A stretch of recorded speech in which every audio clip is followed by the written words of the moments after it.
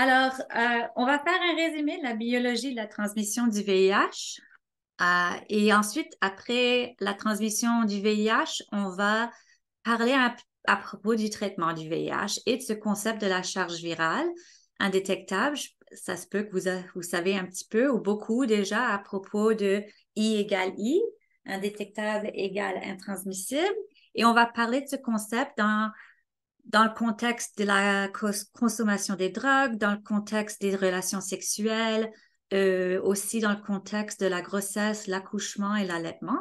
Ensuite, on va faire une pause et quand on revient, on va parler des stratégies efficaces pour la prévention du VIH en parlant un petit peu du PrEP, du PEP, des condoms, ainsi que la réduction des méfaits.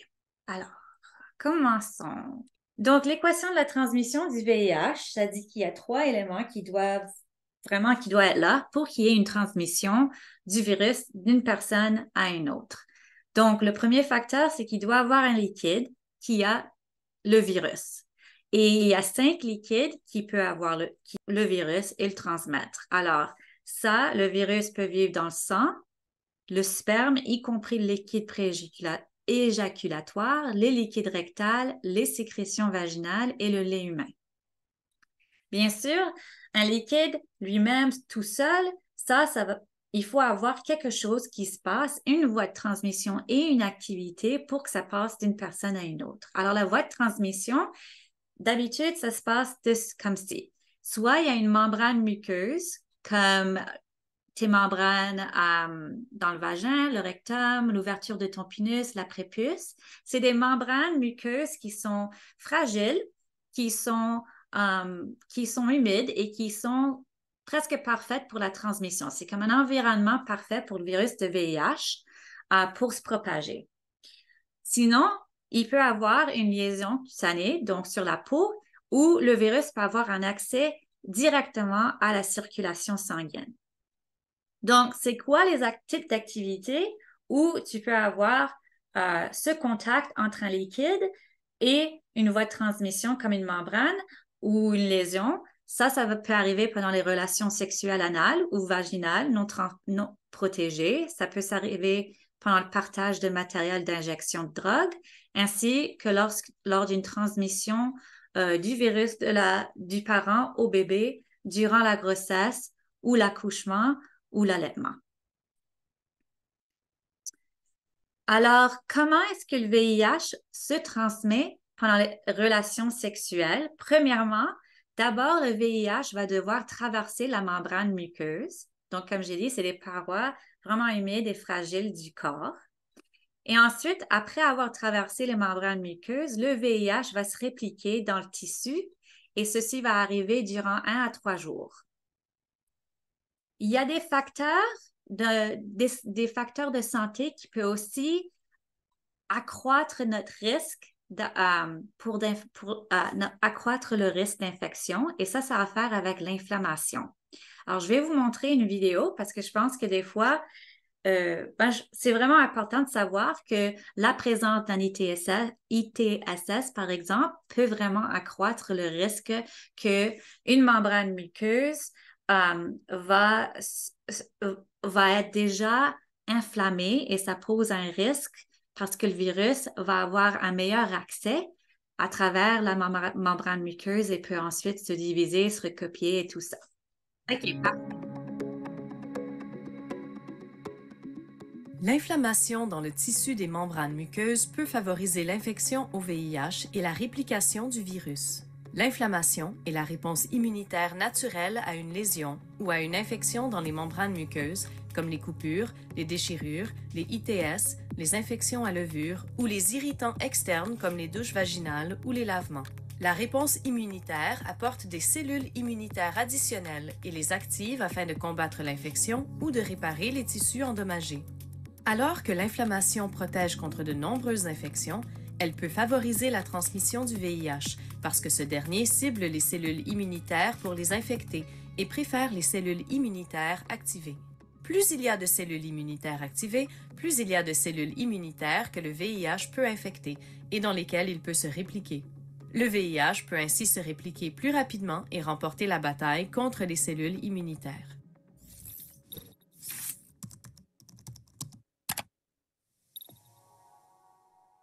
L'inflammation alors des tissus des membranes muqueuses, ça peut endommager les membranes muqueuses. Alors la présence d'un ITS par exemple ou d'une infection bactérienne. Et ceci va donner cet environnement idéal pour que le virus du VIH puisse propager. Quand ça vient au contexte de la consommation de drogue, le VIH peut être transmis quand on partage des aiguilles ou des seringues ou d'autres matériels de consommation. Donc, la façon, quand ils pensent, quand il y a quelqu'un qui s'injecte avec des drogues, ils utilisent une aiguille et dans l'aiguille, il peut avoir du sang qui devient logé. Et aussi dans la seringue. Et dans ce cas-ci, si tu vas partager une aiguille, ça, c'est un mode de transmission actif où il n'y a aucune barrière naturelle pour le VIH et le VIH a donc un accès directement à ta circulation sanguine. Alors, c'est pour ça on considère l'injection de drogue étant une activité vraiment à risque élevé. Parce qu'une fois que le VIH, c'est dans la circulation sanguine, il se propage facilement dans toute partie de l'organisme, vraiment. Alors, c'est à risque élevé, bien sûr. Le sang, comme j'ai dit, peut aussi se loger dans la seringue, ainsi que tout autre matériel pour l'injection ou pour la préparation d'une drogue. Des fois, on voit qu'il y a du sang dans le Steri-Cup, aussi appelé une cuillère ou un contenant de chauffage. Lorsque les gens ils préparent leur drogue, ils utilisent comme un petit bol, une petite cuillère. Et il y a des fois du sang qui peut se trouver dans la solution quand ils préparent leur drogue. Ça se peut aussi se trouver dans le filtre qu'ils utilisent pour l'injection. On va en parler en beaucoup plus de détails plus tard. Les facteurs, quand ça vient à la consommation de drogue, qui peuvent accroître le risque de transmission, c'est lié à combien est-ce qu'il y a une grande quantité de sang résiduel dans la seringue ou l'aiguille?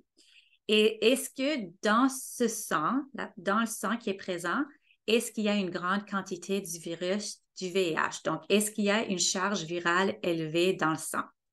Alors, comment est-ce que le VIH se transmet-il dans un contexte périnatal? Donc, il peut avoir un transfert du VIH de la personne qui est enceinte au fœtus durant la grossesse par le placenta. C'est assez rare. C'est d'habitude des cas d'urgence où il y a quelque chose qui est arrivé, le placenta est en train de il est endommagé, il est en train de saigner, il y a des déchirures. Et là, il y a une possibilité que le sang, que le bébé, il boit le liquide du placenta et avec ça, il boit un petit peu du sang. Et ça, c'est comment le transfert peut arriver entre la maman et le bébé. Il peut aussi avoir un contact du VIH entre la maman et le bébé ou la personne qui accouche et le bébé pendant l'accouchement. En fait, la plupart des cas où il y a eu un transfert entre la personne enceinte et le bébé, c'était pendant l'accouchement. Et quand tu y penses, c'est logique parce que pendant l'accouchement, il y a le bébé qui est en train de descendre dans le vagin, dans le canal du vagin, il y a des membranes muqueuses, il y a du sang, il y a des sécrétions vaginales. Et donc, ça se peut qu'il y a un contact avec les membranes muqueuses du bébé, soit dans la gorge. Et donc, c'est comme ça que le transfert, il peut y arriver. Au Canada, la plupart des gens qui sont enceintes et qui vivent avec le VIH suivent un traitement efficace qui va réduire considérablement la probabilité de transmettre le VIH au bébé pendant qu'ils sont enceintes. Alors, le risque de transférer le VIH au bébé, c'est le même si tu fais une césarienne ou si tu fais un accouchement, si tu es sur des traitements, si tu prends tes traitements. Alors, c'est pour ça que même les personnes qui ont le VIH, s'ils suivent un traitement, ils peuvent accoucher vaginalement. Et la raison pour ça, c'est parce que je peux le dire maintenant, je vais le dire plus tard, mais je peux me répéter si ça va. C'est parce que si elle suit un traitement et puis elle a une charge virale indétectable, il n'y a aucune chance dans ce contexte-là qu'elle va transférer le virus au bébé pendant l'accouchement. On sait aussi que le VIH peut être transmis à un nourrisson par le lait humain.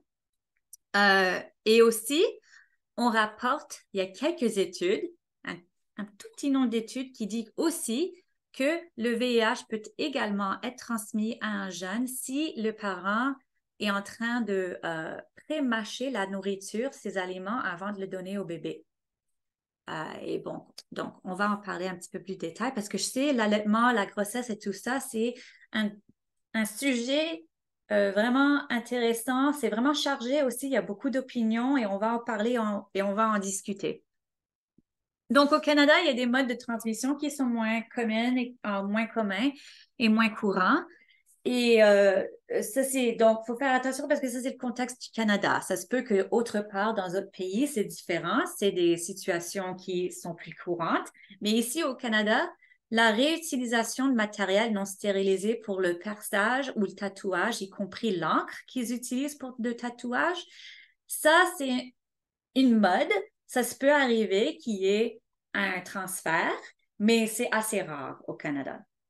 Les relations sexuelles orales, même non protégées, ça aussi, c'est des situations considérées à risque beaucoup plus faible que si tu avais des relations sexuelles vaginales ou autre, où il y a une pénétration. Ça, c'est considéré à plus haut risque.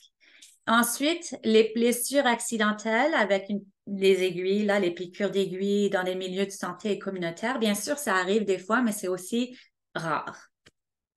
On passe à la prochaine section sur le traitement du VIH et on parle vraiment du concept là, de la charge virale indétectable. Qu'est-ce qui doit être fait pour qu'un traitement soit efficace? A. Prendre les médicaments anti-VIH de façon constante et adéquate selon l'ordonnance. Atteindre et maintenir une charge virale indétectable ou obtenir des soins réguliers, notamment la surveillance de la charge virale, ainsi qu'un soutien pour l'observance thérapeutique. Alors, les trois, c'est toutes des bonnes réponses. C'est tous des facteurs qui sont vraiment, vraiment importants quand ça vient au traitement. C'est pour ça que quand il y a quelqu'un qui se fait dépister, qui a un test positif, le soutien et un soutien long terme, c'est vraiment, vraiment important parce que c'est ces facteurs qui déterminent si la personne va être capable d'atteindre une charge virale indétectable. Donc, le traitement antirétroviral ou TAR, c'est une façon de maîtriser la réplication du VIH. Donc, ça réduit la capacité du virus de faire des copies de lui-même. Et lorsqu'un traitement est efficace, ça va diminuer la charge virale à un niveau où le virus devient indétectable. Donc, ça élimine complètement le risque de transmission sexuelle du VIH. Alors, ça devient nul. Dans un contexte sexuel, s'il a une personne qui a une charge virale de 0, ou je veux dire nul, le risque de transmission, il n'y en a pas. Il n'y a pas de risque parce que la personne ne peut pas transférer son VIH à une autre personne. Donc, selon les données qu'on a, les recherches qui ont été faites, c'est des données limitées. Par contre, il y a moins de probabilité qu'une personne. Donc, parlons un petit peu peut-être quand ça vient au matériel d'injection. Dans ce contexte-là, là, des études qui ont été faites et ils ont trouvé qu'il va y avoir moins de probabilité qu'une personne vivant avec le VIH qui suit son traitement et a une charge virale indétectable va transmettre son VIH à quelqu'un d'autre s'il partage du matériel d'injection. Donc, c'est pas nul, c'est différent. Transmission sexuelle, on peut dire que le risque, il n'y a pas de risque. Si tu as une charge indétectable, tu vas pas y transmettre. Mais dans le contexte de matériel d'injection, on peut dire que ça réduit le risque, mais c'est pas nul. Donc, une charge virale indétectable, c'est lorsqu'une personne commence un traitement et sa charge virale va devenir habituellement indétectable en 3 mois. Ça se peut que des fois, il y a des délais, ça peut être un petit peu plus long. Ça dépend de la situation, vraiment. Et les tests qui mesurent la charge virale, c'est vraiment la seule façon de savoir si tu as atteint une charge virale indétectable. Donc, il faut que tu aies de nombreux suivis avec tes prestataires de services de soins. Il faut se faire tester. D'habitude, avec ton médecin, tu vas faire un plan ou dans quelques semaines, tu y vas, tu vas te faire tester, ils vont tester ta charge et voir à quel niveau que tu es. Et comme j'ai dit, d'habitude, ça va prendre au moins 3 mois si tu prends ton traitement systématiquement. On recommande vraiment de maintenir une charge virale indétectable pendant au moins 6 mois et d'avoir 2 tests de charge virale consécutifs montrant un virus indétectable avant de se fier sur cette méthode pour prévenir la transmission du VIH dans un contexte aussi sexuel, comme j'ai dit.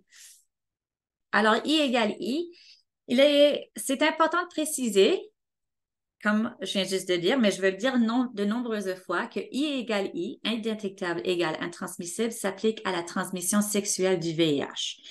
Donc, comme j'ai dit, il y a des données probantes, limitées, mais qui ont montré que la transmission est en fait complètement il n'y a pas de transmission qui arrive si tu as une charge virale indétectable. Et ça, c'est vraiment quelque chose qui a été très important pour les communautés qui sont séropositives parce que c'était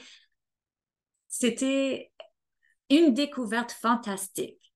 Alors, les études, on a une qui s'appelle HPTN 052.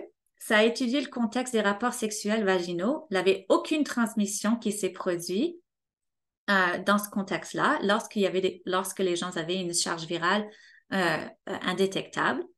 La prochaine étude, Partner, c'était aussi des contacts sexuels, des rapports sexuels vaginaux ou anaux, et il n'y avait aucune transmission du VIH qui s'est passée. Et dans l'étude Opposites Attract, il y avait des rapports sexuels anaux sans condom, et là, ici, il n'y avait aucune transmission du VIH lorsque la charge était indétectable.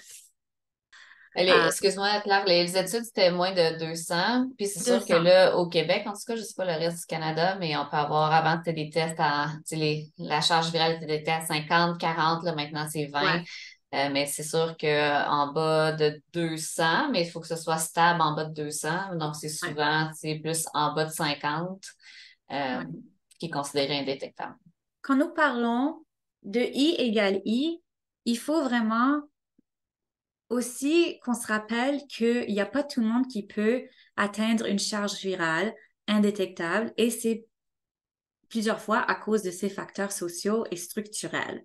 Donc, la stigmatisation, la pauvreté, l'instabilité de logement, il y a plein d'autres choses, bien sûr, qui peuvent créer des obstacles à l'implication dans la cascade de soins du VIH et qui peut influencer les résultats cliniques des personnes qui vivent avec le VIH.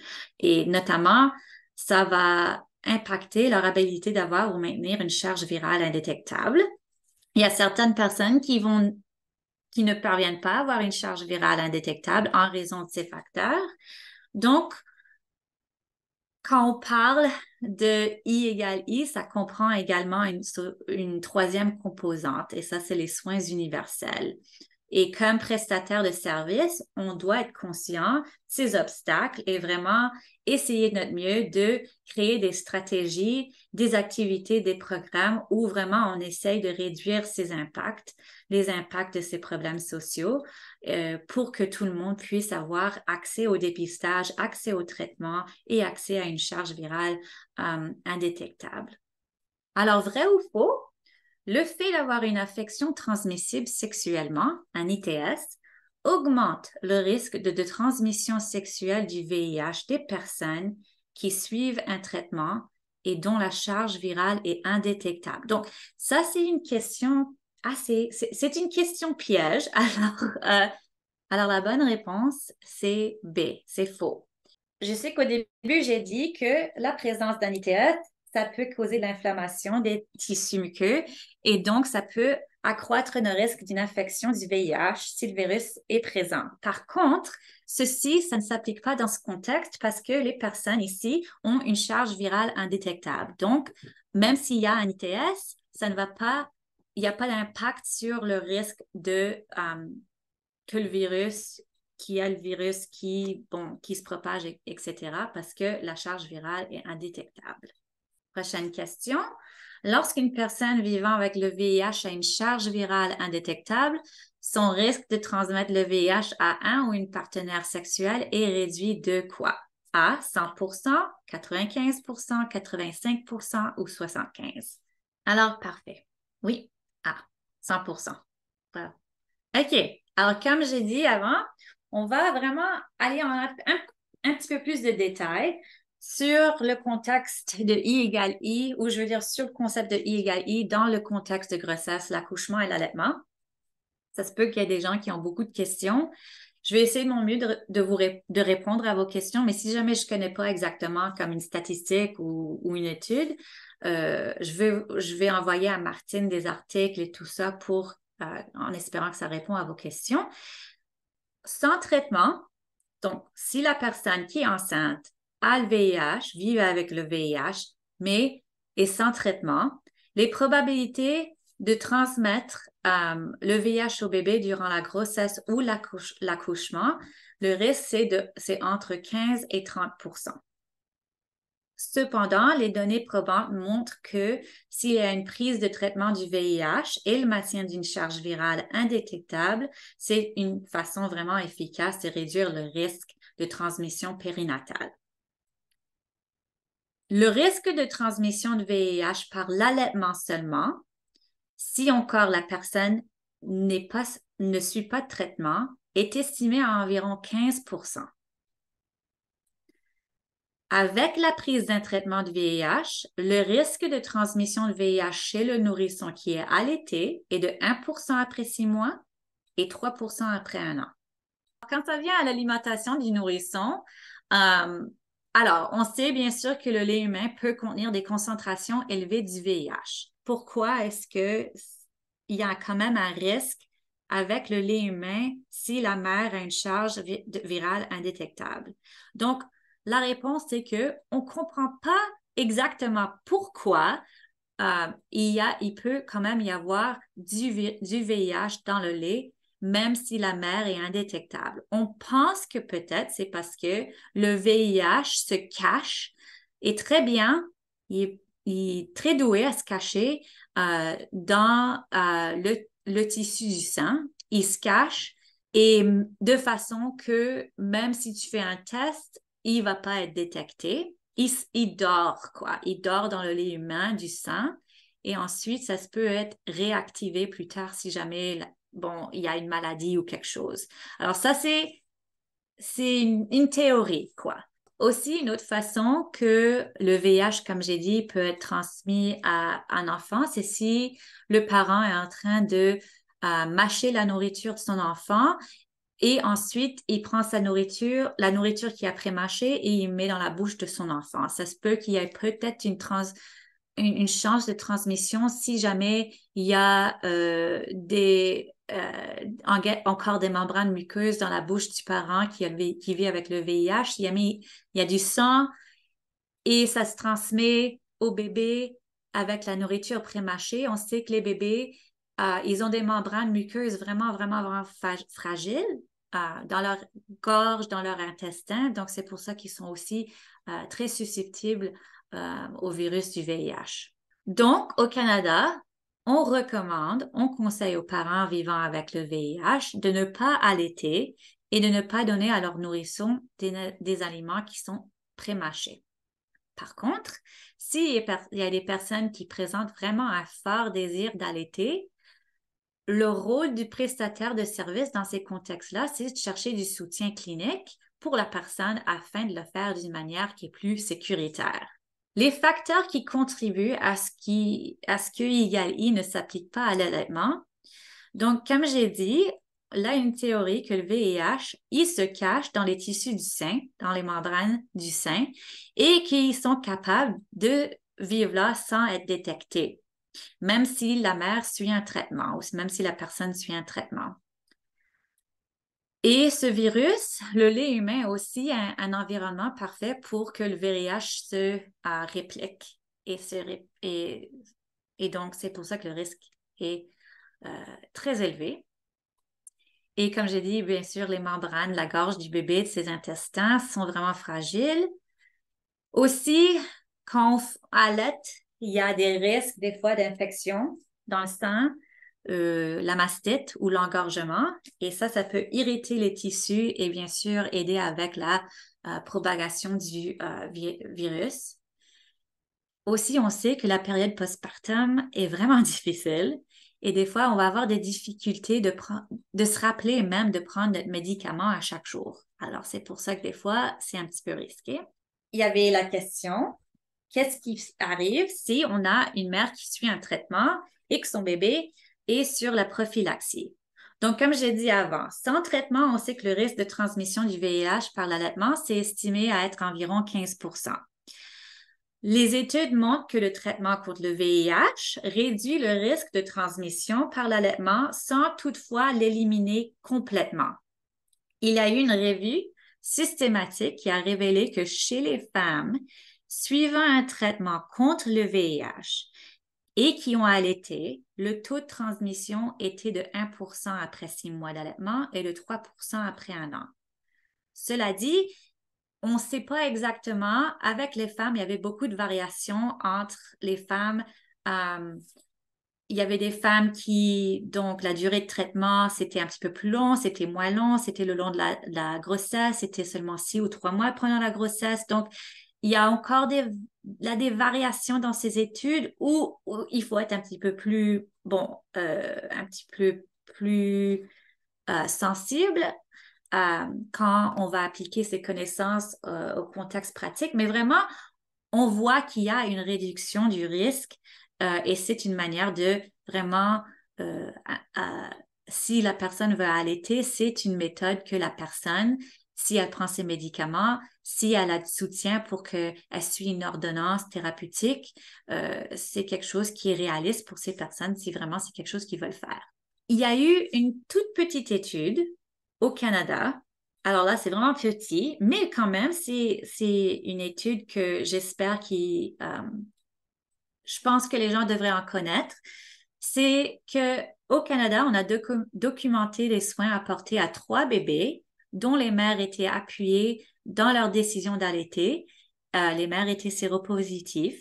Ils ont suivi un traitement. Ils avaient une charge indétectable et les nourrissons ont reçu de la prophylaxie prolongée durant la durée d'allaitement et aucun des bébés dans cette étude ont contracté le VIH. Bon, c'est quelque chose, hein? Quelque chose de positif. Donc, comment est-ce que les prestataires de services peuvent-ils aider les personnes à nourrir leurs enfants?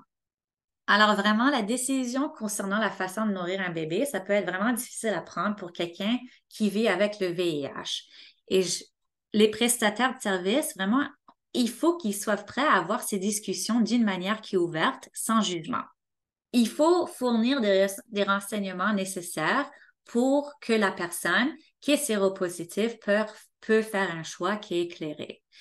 Et ça veut dire qu'avant, il faut demander des questions, il faut être curieux, il faut vraiment écouter à la personne parce que c'est vrai que des fois, c'est une décision vraiment difficile. Et il y a plusieurs gens qui sont préoccupés. On sait que vraiment, on a entendu, je ne sais pas s'il y a comme une version française qui est comme équivalente, mais en anglais, il y a souvent breast is best. Donc, cette pression de allaiter notre enfant et des fois même là, des différentes cultures où quand tu vas dans un autre pays où tu visites une autre culture, vraiment, si tu n'allaites pas ton bébé, c'est une façon vraiment où tu révèles que ça se peut que tu sois séropositif. Et là, tu rencontres beaucoup de stigmatisation et tout ça. Donc, c'est vraiment difficile aux gens. C'est une décision qui a un gros impact. Alors, il faut écouter à leurs inquiétudes et aussi leur donner des renseignements, bien sûr. Donc, on sait qu'on doit communiquer aux clients qu'au Canada, on recommande de nourrir exclusivement à l'aide de préparation pour nourrissons. Si vraiment c'est quelque chose que ils veulent pas faire. Donc, il faut en discuter un petit peu plus, les rassurer que les préparations de nourrissons sont saines et sans danger. Parce que des fois, c'est vrai qu'il y a des personnes qui ont entendu plein de trucs à propos de la préparation pour nourrissons. Et donc, il faut y donner l'attention, y discuter un petit peu plus, voir si vraiment leur croyance, ça vient de quelques mythes ou des jugements ou tout ça. Des fois, la préoccupation, c'est ils ont peur qu'ils vont pas être capables de créer un lien fort avec leur bébé s'ils n'allaitent pas. Et je veux dire, moi, j'ai allaité mes 2 bébés, mais j'ai une copine, elle a utilisé la préparation pour nourrisson et moi, je vois pas de différence, vraiment. Les enfants sont attachés à elle, mes enfants sont attachés à moi aussi.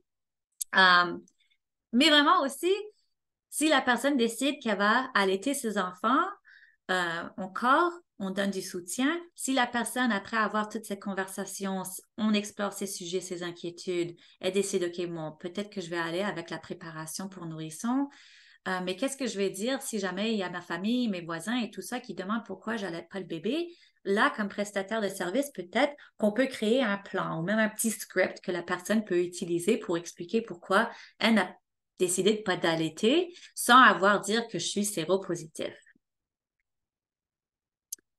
Aussi, pour soutenir quelqu'un qui décide d'allaiter quand ils sont séropositifs, il faut vraiment les encourager à avoir un prestataire de soins qui va soutenir sa décision, qui va et la soutenir à long terme, le long du temps qu'elle décide d'allaiter le bébé. Et bien sûr, la soutenir de façon où il y a des rendez-vous réguliers pour se faire tester, pour tester la charge virale indétectable, etc. Mais aussi, qu'est-ce qui va faire un impact aussi et qui impacte tout aspect d'être un parent avec un bébé, non seulement si tu es un parent séropositif qui décide d'allaiter, c'est si il y a quelqu'un qui a un bébé, qui est séropositif et qui allaite et qui, bon, il y a des problèmes peut-être avec de la violence conjugale, il y a des inquiets à propos de la suffisance alimentaire à la maison, des problèmes avec d'argent, de logement et tout ça. Ça peut avoir un impact sur la capacité de la personne d'aller à ses rendez-vous, aller à la clinique, se faire tester, de prendre ses médicaments, etc. Il y a des difficultés que les gens qui décident d'allaiter leur bébé, qui vont rencontrer des fois. Et d'habitude, c'est parce qu'il y a des jugements moraux à propos de leurs décisions. Il y a des prestataires de services ou des travailleurs de santé qui ne croient pas vraiment à la capacité des personnes vivant avec le VIH de prendre des décisions éclairées pour eux-mêmes ou pour leur famille. Et des fois, donc, ça découle dans des jugements moraux. On sait qu'aussi que les femmes vivant avec le VIH sont des objets de surveillance accrus, vraiment accrus pendant la grossesse. Et ça peut avoir un impact sur la santé mentale de la personne. Les prestataires de santé, des fois, ne sont pas au courant des nouvelles données probantes, peut-être de l'impact de la prophylaxie prolongée pour le bébé ou de ce concept de charge indétectable, etc. Et les prestataires de santé aussi, des fois, bon, on sait, ils sont très occupés, ils n'ont pas de temps d'expliquer, ils n'ont pas de temps de donner du soutien et de répondre aux questions des risques et des bienfaits quand ça vient à diverses options d'alimentation pour les bébés. Alors ça, c'est différentes difficultés que les gens peuvent rencontrer. Donc encore, pour soutenir une cliente ou une cliente qui décide d'allaiter, on espère qu'il va y avoir une sensibilisation et une adoption généralisée des nouvelles lignes directrices où les docteurs ou tout prestataire de service vraiment savent c'est quoi les lignes directrices si tu es dans une situation où tu as un client ou une cliente qui décide, moi, je veux allaiter même si donc je suis séropositif. Alors, il devrait avoir des lignes où il y a une approche universelle parce qu'en ce moment, différents prestataires vont avoir différentes approches. Les prestataires de soins de santé aussi ont une obligation de fournir des renseignements impartiaux sur les options d'alimentation et leurs risques et bienfaits. Ils ont une obligation de donner des ressources et des soutiens disponibles, ainsi que des renseignements sur les circonstances qui leur obligeraient de violer l'entente de confidentialité et appeler à une agence de protection d'enfance. Et aussi, on devrait aussi entraîner les intervenantes en matière de protection d'enfance sur les dernières études à propos de l'allaitement chez les personnes qui sont séropositifs. une transition maintenant. On parle du contexte des drogues. Après, on va avoir notre pause. L'idée de I égale I, le concept I égale I, il y a moins de probabilité, comme j'ai dit avant. Il y a quelques études qui ont montré que si tu augmentes l'accès au traitement et de la suppression virale du VIH dans les communautés où les personnes sont en train d'utiliser, de s'injecter des drogues et peut-être de partager l'équipement, on voit une réduction du nombre de nouvelles affections par le VIH. Donc, on sait que si des personnes sont séropositives, sont sur traitement, ont une charge indétectable, on voit qu'il y a une diminution sur les taux de VIH dans la communauté. Par contre, on ne peut pas dire que le risque est nul. Donc, la meilleure façon de prévenir la transmission du VIH, c'est bien sûr d'utiliser des aiguilles et tout autre matériel neuf à chaque fois. Pour des stratégies efficaces de prévention, il y en a divers et on va commencer avec les stratégies médicamenteuses. Alors d'abord, parlons de la PrEP et la PPE. Il y a ici une vidéo, mais donc je vais juste en discuter parce que le temps, si jamais on a le temps après, je vais les mettre, je vais les montrer les vidéos. Donc, pour que les médicaments qui empêchent le VIH de se répliquer, c'est la PrEP et la PPE. Et c'est des médicaments qui sont pris par des personnes qui sont séropositives et qui ont un risque ou une exposition potentielle, soit qui est déjà arrivée ou soit qui peut s'arriver dans le futur. Et donc, tu vas prendre de la PrEP ou de la PPE. Je vais en expliquer davantage. Mais vraiment, c'est des médicaments qui doivent être pris de façon constante selon l'ordonnance afin que la quantité de médicaments dans l'organisme est suffisamment élevée pour réduire le risque d'infection par le VIH parce que ça réduit la capacité du virus de se copier. Donc, la PrEP et la PPE, ça aide seulement à prévenir la VIH. Elles ne préviennent pas des autres infections transmissibles sexuellement comme la chlamydiose, la gonorrhée, la syphilis et non toute autre infection transmissible par le sang, comme les hépatites, par exemple. Donc, vrai ou faux? La PrEP quotidienne est efficace chez les personnes qui s'injectent des drogues pour réduire le risque de transmission du VIH. Vrai ou faux? Donc, oui, vrai, c'est vrai. La question, c'est, la réponse, c'est A. Donc, la PrEP quotidienne, c'est recommandé chez les personnes qui s'injectent des drogues. En effet, selon des recherches et des données probantes, elle est efficace chez cette population, mais bien sûr, le risque n'est pas nul.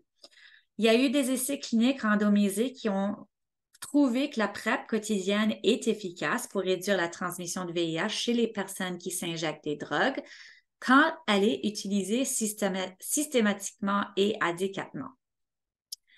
Au Québec, la PrEP peut être recommandée pour les personnes qui consomment des drogues.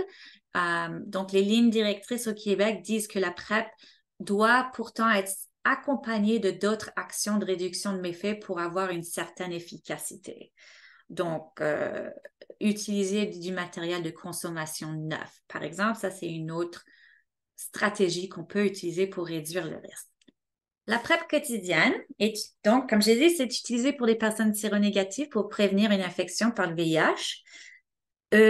C'est amorcé avant une exposition potentielle et c'est poursuivi après cette dernière. Donc, c'est vraiment quelque chose que tu prends à chaque jour et elle doit être prise régulièrement.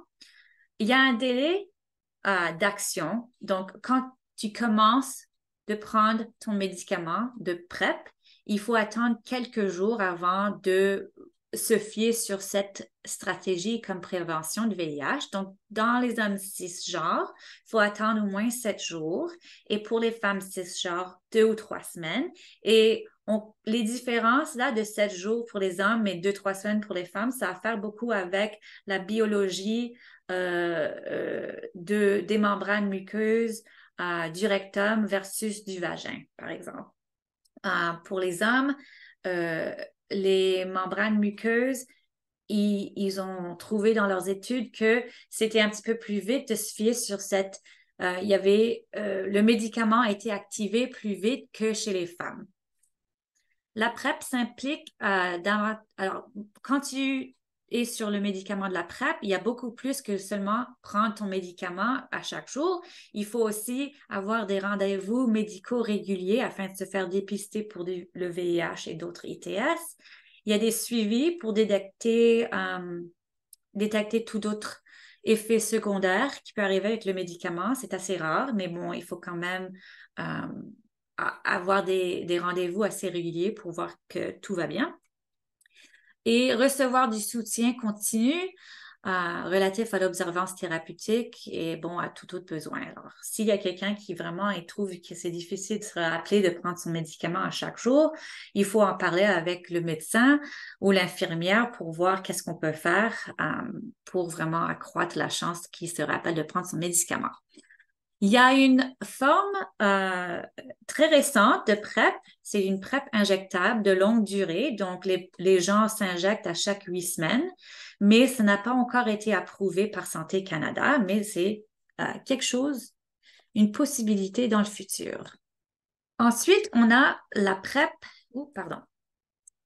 à la demande.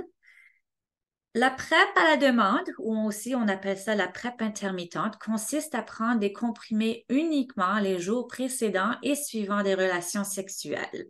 Et des fois, on décrit cette méthode comme une typologie 2 à 1. Cela consiste tu prends 2 comprimés de 2 à 24 heures avant une relation sexuelle, un comprimé 24 heures après la première dose, ainsi qu'un autre comprimé 24 heures plus tard ou 48 heures après l'exposition potentielle. Donc, on va en discuter un petit peu plus. Je sais que ça peut être un petit peu compliqué la première fois qu'on entend ça. On va avoir une petite activité. Si la personne concernée continue d'avoir des relations sexuelles, elle continue de prendre un comprimé toutes les 24 heures pendant les 2 jours qui suivent les dernières relations sexuelles. Par contre, s'il y a 7 jours qui passent sans relation sexuelle, à la prochaine date où la personne va avoir des relations, elle va prendre 2 comprimés. Si ça fait moins de 7 jours, elle continue de prendre seulement un comprimé. Vous allez voir. Je sais que c'est compliqué. Moi aussi, la première fois, j'étais comme, quoi? Alors, il y a des résultats de plusieurs études qui indiquent que cette association permet de réduire le risque de transmission sexuelle du VIH chez les hommes gays, les hommes bisexuels et les hommes qui ont des relations sexuelles avec d'autres hommes s'ils prennent leurs médicaments correctement et régulièrement. Aucune étude portée sur l'efficacité de ce protocole en particulier chez d'autres populations. C'est seulement GB-ARSA, gays, bisexuels, les hommes qui ont du sexe avec des autres hommes, qu'on a des études. À partir des données cliniques de l'étude HyperGay, l'administration de 2 à 24 heures avant l'exposition permet une protection efficace lorsque les doses subséquentes sont prises correctement jusqu'à 48 heures après la dernière exposition. OK, alors la formule, donc, on dit que c'est 2 plus 1 plus 1 et tu continues tes comprimés jusqu'à temps qu'il y a une pause de 7 jours ou plus.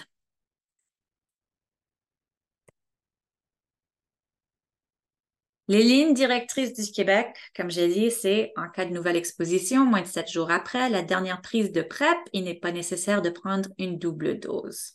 Voilà. OK. Donc, l'utilisation systématique et adéquate de la PrEP, c'est vraiment important. Donc, la PrEP, c'est prescrite par un médecin ou une infirmier ou une infirmière qui est en mesure d'offrir ces services. Il faut prendre le médicament si c'est de la PrEP quotidienne à chaque jour et il faut se faire dépister pour des affections suivantes. Alors, avant de commencer ton traitement sur la PrEP, tu vas être testé pour le VIH, les hépatites A, B et C, ainsi que des autres ITS. Aussi, ils vont tester pour voir si tu as des insuffisances rénales, parce que des fois, il y a des effets secondaires ça peut impacter. ça a un impact des fois, là. Tu vas aussi être donné des vaccins contre les hépatites A et B. Si jamais tu sais pas si tu as été immunisé contre les hépatites A et B, tu vas recevoir des vaccins. Alors, passons maintenant à la PPE. Donc, ça, c'est la prophylaxie post-exposition. C'est utilisé par des personnes séronégatives pour aider à prévenir une infection par le VIH après une exposition potentielle. Donc, bon, ça se peut qu'il y a quelqu'un qui désire aller sur médicaments PPE parce qu'il y a eu un rapport sexuel non protégé, une agression sexuelle, une déchirure du condom, peut-être un partage de matériel d'injection de drogue, ou c'était une personne qui a été exposée à du sang ou un liquide corporel qui, bon, peut peut-être contenir du VIH et c'était dans un milieu de travail, par exemple. La PPE, habituellement, c'est prescrit sous forme d'association de 3 médicaments que tu prends chaque jour oralement pendant 28 jours. Et donc, la PPE, ça doit être pris dès 24 à 72 heures suivant l'exposition au VIH. C'est la fenêtre opportune. Bon, pour l'utilisation systématique et adéquate de la PPE, il faut obtenir la PPE auprès d'un ou d'une prestataire de soins, soit peut-être à se rendre à l'urgence ou à une clinique de santé sexuelle pour leur expliquer que tu as besoin de la PPE. Lorsque le médicament t'est prescrit, tu vas aussi te faire tester pour des infections suivantes comme le VIH, les hépatites A, B et C, encore ton insuffisance, ils vont faire un test sur l'insuffisance rénale et d'autres ITS. Tu prends tes 3 médicaments pour 28 jours à chaque jour. Tu vas commencer ton PPE le plus tôt possible, au max pour 72 heures, et tu vas prendre des précautions supplémentaires. Alors, si jamais tu as des relations sexuelles, dans ces 28 jours, on crée un plan avec vous d'utiliser les condoms. Si vous allez consommer des drogues, injecter des drogues, là, où vous allez utiliser du matériel neuf, etc. Il faut utiliser diverses manières de prévention. Donc, les médicaments comme la PrEP et le PPE, ça peut avoir des effets secondaires. Ça peut être un petit peu comme la grippe, la nausée, la diarrhée, une fatigue, l'épuisement. Donc, c'est pour ça aussi, il y a toujours des suivis pour voir s'il y a des effets secondaires. D'habitude, c'est rare et d'habitude, après quelques jours, ça va partir. Alors, mais ça se peut qu'il y a 1 ou 2 personnes que vraiment les effets secondaires, ça leur plaît pas. Alors là, il faut vraiment, bon, qu'est-ce qu'on peut faire? Est-ce que c'est la PrEP à la demande? Est-ce qu'on arrête complètement, etc. Alors, des fois, qu'est-ce qui peut se passer?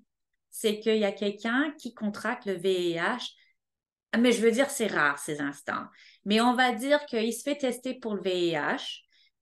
Ils sont donnés du PPE parce qu'ils ont eu une exposition potentielle. Le test du VIH revient négatif, mais plus tard, il revient positif, peut-être parce qu'il y avait pas assez d'antigènes dans le corps pour donner une réponse positive parce que c'était jusqu'au début de l'infection.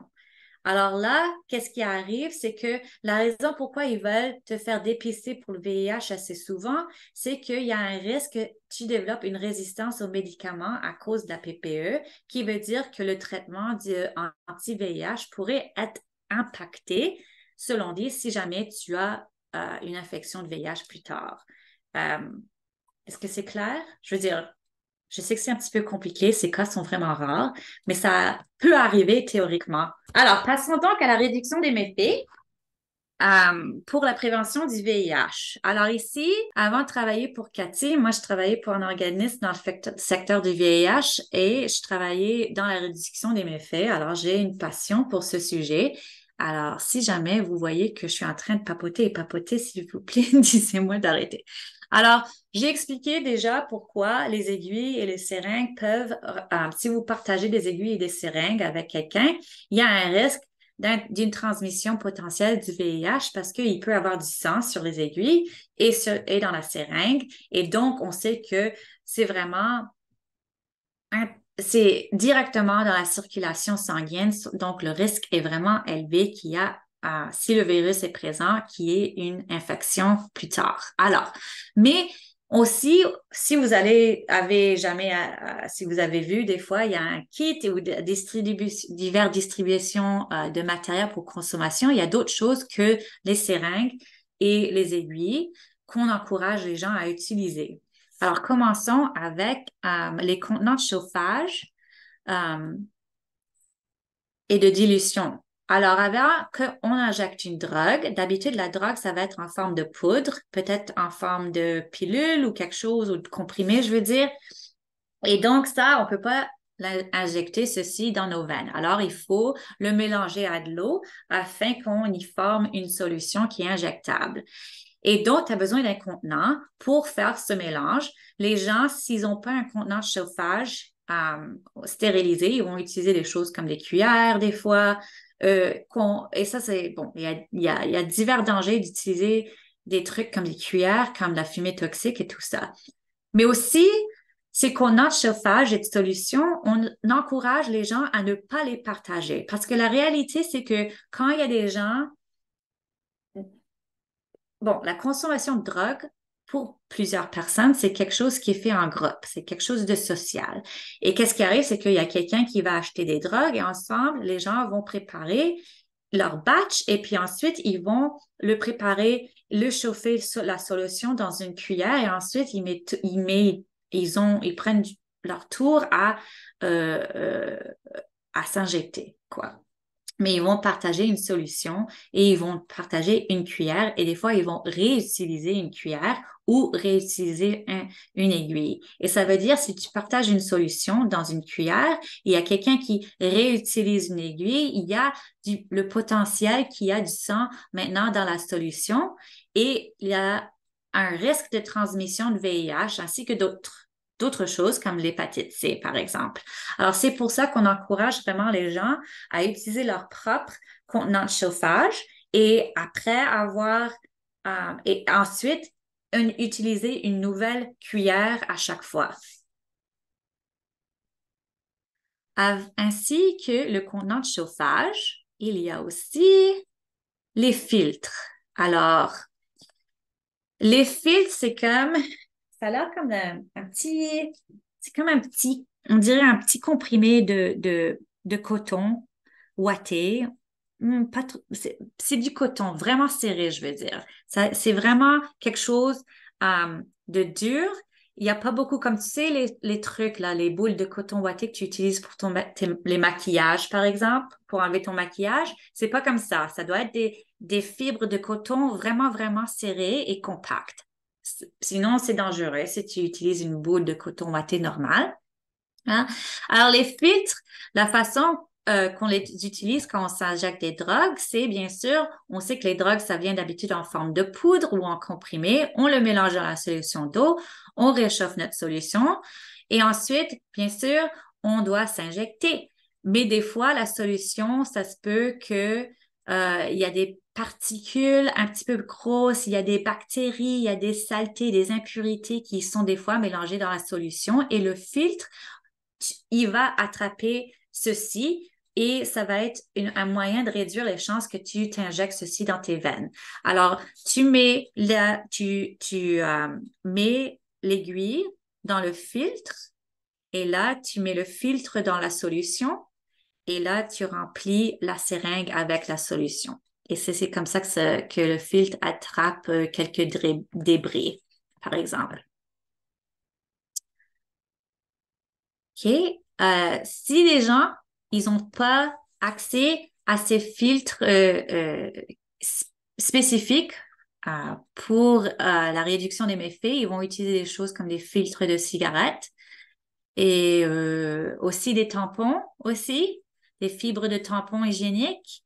Et bon, ces filtres, ça peut peut-être empêcher les grosses particules de pénétrer dans la seringue, mais quand même, c'est pas stérile. Euh, et c'est pas recommandé aussi parce qu'on sait que des fois, il y a des saletés dans les filtres de cigarettes, des fibres de verre aussi, donc ça peut être dangereux. Quand on mélange la solution pour que ça soit injectable, il faut de l'eau. Et c'est là qu'on encourage la distribution de eau stérilisée, des ampoules d'eau stérilisée pour aider à la dissolution de la substance et pour réduire également le dommage aux veines. Alors encore, des fois, on sait que là, les gens, quand ils sont en train de préparer ou de chauffer la solution, ils vont des fois partager une ampoule d'eau. Et encore, la solution, c'est un environnement où tu peux avoir des bactéries qui se copient, qui sont dans la cuillère, mais aussi il peut avoir, s'il a la présence du sang qui est présent aussi, ça se peut que si vous partagez la solution avec quelqu'un d'autre, la personne va ensuite s'injecter et il va avoir des particules de sang microscopiques dans sa seringue. Donc, c'est pour ça que vraiment, encore, comme toute autre chose, on encourage les gens de préparer leur propre solution et d'utiliser leur propre fiole d'eau. Aussi, les garrots, ça s'appelle un tourniquet aussi. C'est utilisé pour les personnes qui s'injectent des drogues.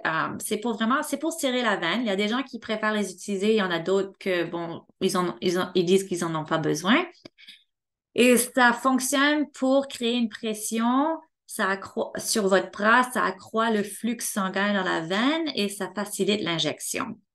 Et donc, les personnes qui s'injectent des drogues, euh, et s'ils n'ont pas de garrot ou de tourniquet. Alors, les tourniquets, quand tu penses aux tourniquets que vous avez comme dans les hôpitaux ou chez votre médecin, c'est vraiment souple, c'est flexible, c'est un élastique et c'est poreux, quoi. Mais si quand vous n'avez pas accès à un garrot comme ça, les gens vont peut-être utiliser quelque chose comme une ceinture, une ceinture de cuir, un condom même, leurs lacets, des fils, des bandanas. Et c'est pas suffisamment élastique. On peut pas l'enlever vraiment rapidement et donc ça peut endommager notre peau, notre veine, nos veines. Et ça peut aussi créer des ruptures de veines si c'est vraiment une pression très accrue. Alors, les garrots, c'est un des matériels que les gens réutilisent, mais quand même, on veut pas partager nos garrots parce que des fois, c'est vrai qu'il peut y avoir des particules de sang sur le garrot. Et si on partage notre garrot avec quelqu'un d'autre, ça se peut que, bon, c'est proche du site d'injection, peut-être qu'il va avoir un transfert. Encore, c'est vraiment théorique, mais ça se peut arriver. Et là, quand ça vient à la consommation de la crack cocaïne, euh, ou, donc on sait que on peut injecter nos drogues, on peut aussi les fumer ou les sniffer. Il y a des pipes que nous encourageons de partager avec les gens pour la consommation et pour fumer leur drogue. Et la raison pour ces pipes, c'est que c'est fait d'un matériel qui euh, évite les... C'est un matériel qui est vraiment résistant au chauffage parce que quand tu, par exemple, prépares la crack cocaïne pour fumer, il faut que tu la chauffes avec une température assez élevée, que la crack commence à se liquéfier. Elle fond, elle est attrapée par ton filtre, un filtre dans la pipe, et ensuite, avec encore plus de chauffage, ce liquide qui fond devient une fumée, quoi, une vapeur. Et c'est cette vapeur que tu vas aller. Alors, pour ta pipe, tu as besoin vraiment de quelque chose qui est résistant au chauffage. Et tu as besoin de quelque chose, une pipe qui est assez longue, que la vapeur a le temps de se refroidir avant que ça atteigne ta bouche et tes poumons. Alors, nous, on appelle ça des Pyrex pipes en anglais. Je pense qu'en français, vous avez un nom un petit peu plus compliqué. Je pense que c'est des tubes en verre borosilicatés ou quelque chose comme ça, je pense. Mais c'est un matériel qui est donc beaucoup plus fort et qui est recommandé et pour éviter les brûlures. Parce qu'encore, on sait que le risque pour la transmission de VIH, quand ça vient à l'inhalation de nos drogues, c'est beaucoup moins que l'injection, mais quand même, bon, théoriquement, encore, s'il y a quelqu'un, vous partagez votre pipe avec quelqu'un qui a des blessures, des coupures ouvertes dans leur bouche ou sur leurs lèvres et vous partagez, ils partagent leur pipe avec vous et vous aussi, vous avez des brûlures, etc. dans votre bouche, peut-être qu'il y aurait peut-être un transfert de sang qui se passe comme ça. OK. Juste que, Ensuite, excuse-moi, Claire, il reste une dizaine de minutes en tout. OK. Bon, on y passe. Et les pailles, c'est pour sniffer. Donc, je vais dire vraiment vite que pour les pailles, c'est pour sniffer des poudres de drogue. On encourage des pailles faites de papier. Ça évite les coupures parce que les membranes muqueuses dans le nez c'est vraiment fragile. C'est facile de les couper et vraiment quand ils sont déjà irrités par les drogues que tu sniffes, les pailles, c'est un petit peu plus, bon, ça évite les coupures. On le recommande au lieu des pailles faites de plastique et aussi, chaque personne devrait utiliser leur propre paille. Aussi, tu peux faire des pipes avec de l'aluminium. Encore, c'est une manière, on dit à chacun c'est leur propre pipe, leur propre papier d'aluminium. Et bon, la même chose pour les pipes qui sont utilisées pour la meth, la crystal meth. Encore, on recommande des pipes qui sont faites d'un matériel qui va refroidir les vapeurs, etc. Donc, dans quelle mesure l'utilisation de matériel de drogue neuf est-elle efficace? Bon, on sait que c'est vraiment efficace. Il n'est pas possible de contracter le VIH lors de l'utilisation de drogues injectables si ton matériel est neuf et que tu le partages et que tu ne le partages pas. Les personnes qui s'injectent des drogues doivent également savoir comment préparer et s'injecter de façon plus sécuritaire afin de réduire le risque de transmission de VIH, des hépatites et d'autres infections bactériennes. Alors, stratégie efficace pour la prévention du VIH dans les contextes sexuels, l'utilisation des condoms. On sait qu'il y a deux types de condoms. On a les condoms externes, les condoms internes. Les condoms externes qui sont portés sur le pénis, par exemple, et les condoms internes qui sont insérés dans le vagin ou dans l'anus. Les condoms sont importants. Ils jouent un rôle important dans la stratégie exhaustive de santé sexuelle et de réduire les taux d'infection. Une note importante, c'est que la matière du condom, il faut que ça soit fait. Bon, les condoms qui sont faits de la peau d'agneau ne ne préventent pas le transfert d'infection. Alors, juste au cas où vous ne savez pas. Alors, il faut des condoms faits de latex, nitrile, etc. Les condoms peuvent perdre leur efficacité s'ils se déchirent, s'ils glissent ou ils fuient, mais les probabilités qu'une telle situation survienne sont assez faibles si ils sont utilisés adéquatement. Donc, le taux d'échec des condoms externes, si c'est bien utilisé, c'est 0,4% à 6,5 ou le taux d'échec des condoms internes, c'est environ la même chose, 0,1% ou 5,6%. Donc, quand je dis l'usage adéquat de condoms, je veux dire, on entrepose les condoms à température ambiante, on les remplace régulièrement, si on les conserve dans nos portefeuilles, sacs à dos, etc. On vérifie la date de péremption et on s'assure que l'emballage n'est pas endommagé. On met et on retire le condom de manière adéquate. On utilise un condom externe de la bonne taille. On applique du lubrifiant approprié et en quantité suffisante. On utilise un condom pour toute la durée du rapport sexuel. Et si vous avez du sexe avec de nombreux partenaires en même temps, on utilise un condom nouveau à chaque fois qu'on a un nouveau partenaire. D'autres stratégies de réduction de risque, il y a certains types de rapports sexuels qui ont un risque plus faible que d'autres. Par exemple, là, les gens qui vont préférer seulement faire le sexe oral parce que c'est le risque un petit peu plus faible que s'il a une pénétration vaginale ou dans le rectum, etc. Les personnes peuvent aussi choisir de changer la façon dont elles utilisent leur drogue, alors fumer peut-être au lieu de s'injecter. Et on sait aussi que de l'accès au counseling et à des ressources sur les rapports sexuels plus sécuritaires, ainsi que pour l'utilisation de drogues à moindre risque, c'est important. Donc, comme prestataire de service, votre rôle, c'est vraiment d'accroître la sensibilisation aux stratégies hautement efficaces. Et ça peut être avec des activités éducatives, du counseling, je veux dire, des manières vraiment créatives de partager le message à propos des réductions de méfaits, à propos de la prévention du VIH, etc. Aussi, on sait que vraiment, il faut aborder les facteurs sociaux et les facteurs de santé sous-jacents. S'il y a des problèmes de santé mentale, des problèmes d'accès de logement, d'isolement, de la pauvreté, l'utilisation de drogue, on sait que peut-être ça se peut qu'il y ait un impact sur l'habilité de la personne de prendre ses traitements, accès au dépistage, etc.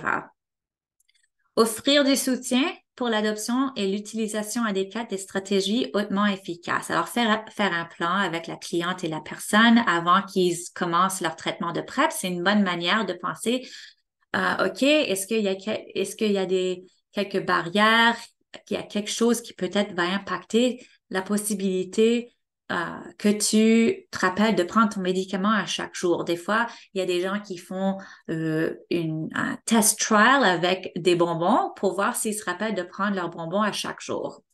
Et c'est une bonne manière d'identifier pourquoi est-ce que tu oublies de prendre ton bonbon, qu'est-ce qu'on peut faire pour que ça se résout. Les usagers et les usagères de vos services pourraient aussi avoir besoin d'aide pour trouver une prestataire de soins de santé qui vont leur prescrire la PrEP ou le PPE. Des fois, il y a des médecins qui en connaissent un petit peu plus sur ces sujets que d'autres. Et bien sûr, les encourager d'utiliser une combinaison de stratégies, c'est toujours, la recommandation, c'est préférable. Alors, je ne sais pas si on a le temps, je ne crois pas qu'on a le temps pour une mise en situation. Mais pour résumer de la journée, merci beaucoup encore. On a fait une révision de la biologie de transmission. On a vu comment le VIH se transmet dans différents contextes. On a aussi révisé des stratégies efficaces pour la prévention du VIH. Si jamais vous voulez en connaître plus, sur le site web de Cathy, je vais mettre dans le chat dans une minute. On a divers modes d'apprentissage, des cours ouverts, des cours d'auto-apprentissage sur divers sujets. Alors, si jamais vous en voulez savoir un petit peu plus, allez-y. J'ai une activité ici, mais bon, ça va. Je m'appelle Claire, encore une fois. Voici mon courriel. Alors, s'il vous plaît, envoyez-moi un courriel si vous avez des questions, s'il y a quelque chose que peut-être vous voulez un petit peu plus d'infos, je peux vous envoyer des ressources, des articles, etc. Et je ne sais pas, je vais demander à Marty si vous avez besoin si vous n'avez pas besoin de le faire, mais si jamais vous voulez faire une évaluation de l'atelier d'aujourd'hui, je vais envoyer le link à Martine, mais on va voir, je pense pas que c'est nécessaire pour un atelier comme ceci. Alors, bon, est-ce que vous avez des questions ou des commentaires? Si vous devez partir, je sais que là, juste 3 minutes, allez-y, mais si vous avez des questions, levez votre main. Ben, il y a une question dans le chat, c'était une question. Est-ce qu'on va parler des digues sexuelles pour le cunilingus et l'anulingus? C'était pas dans le PowerPoint. Je ne sais pas si tu as une information à partager là-dessus. Ah oui, c'est vrai, on n'en a pas parlé. Donc, on sait avec la réduction des méfaits, on encourage que, pour le cunilingus, anulingus, le risque pour la transmission du VIH, c'est assez faible. C'est un risque vraiment, je veux dire, pour le VIH, oui, c'est vraiment faible le risque, mais on sait que des fois, il y a un risque d'autres choses, comme des ITS ou des hépatites, par exemple. Alors, je peux envoyer des articles à des manières qu'on peut réduire notre risque, des barrières comme physiques qu'on peut utiliser quand on fait l'anulingus ou le cunilingus. Mais oui, vraiment, pour le VIH, c'est vraiment un risque faible.